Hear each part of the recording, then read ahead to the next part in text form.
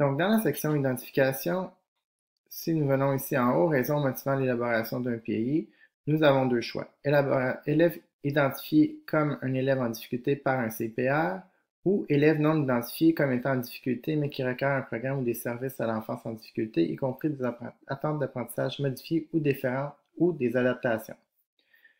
Donc, pour cet exemple, nous allons faire un élève non identifié. Donc, je clique sur élève non identifié. Ensuite, la date de début du placement. Ici, vous avez trois options. La première option, le premier jour que l'élève suit le programme à l'enfance en difficulté spécifié dans l'énoncé de la décision du CIPR. Deuxièmement, le premier jour de la nouvelle année scolaire ou du nouveau semestre où l'élève continue un placement à la suite de la confirmation de la révision annuelle du CIPR. Ou, troisièmement, le premier jour de l'inscription de l'élève dans un programme à l'enfance en difficulté, qu'il commence au milieu d'une année scolaire ou d'un semestre en raison d'une modification de son placement. Donc, pour cet exemple, nous allons choisir la première journée d'école qui était le 30 août 2016.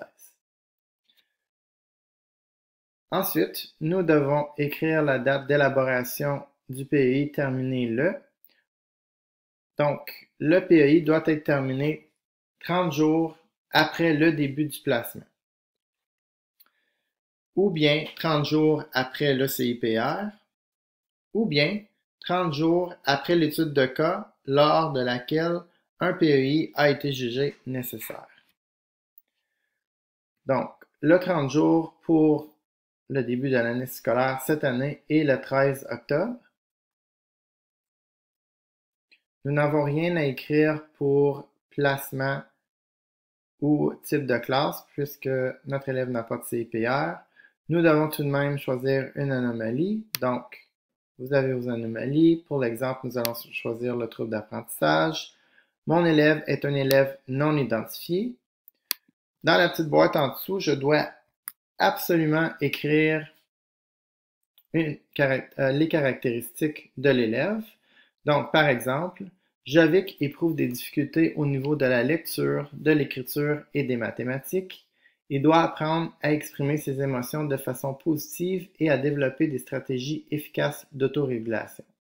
Donc, il est essentiel d'écrire les caractéristiques de l'élève non identifié dans la case ci-dessous, sinon vous ne pourrez pas sauvegarder. Ensuite, les sources d'information. Donc, ces sources d'information diffèrent d'un élève à l'autre. Donc, pour ce PEI, nous avons choisi le DESSO, les observations en salle de classe. Nous pourrions choisir les travaux actuels, le bulletin scolaire de l'Ontario, informations fournies par l'élève, le personnel enseignant, le personnel d'appui, puis des résultats d'évaluation, donc des rapports d'évaluation. Une fois que nous avons terminé, nous cliquons sur « Sauvegarder ».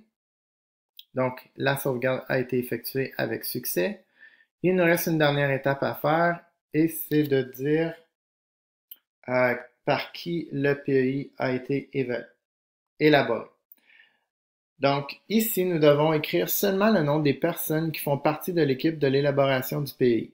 L'équipe est composée de tous les membres du personnel scolaire, donc enseignants et éducateurs, qui travaillent auprès de l'élève. Le nom de ces personnes doit être inscrit dans cette section pour l'élémentaire et le secondaire. De plus, le nom de la direction d'école doit nécessairement apparaître dans cette section. Toutefois, tous les autres services tels que l'orthophoniste, l'ergothérapeute, le physiothérapeute, l'équipe ACA seront entrés dans la section 8, ressources humaines, qui se situe ici. Donc, par exemple, je choisis un nom dans la liste. Je choisis un titre, donc directrice. Je clique sur Ajouter à la liste. Le nom s'ajoute au bas de la liste et je continue les mêmes étapes pour chacune des personnes qui élaborent le PEI. N'oubliez pas que vous pouvez supprimer si jamais vous faites une erreur.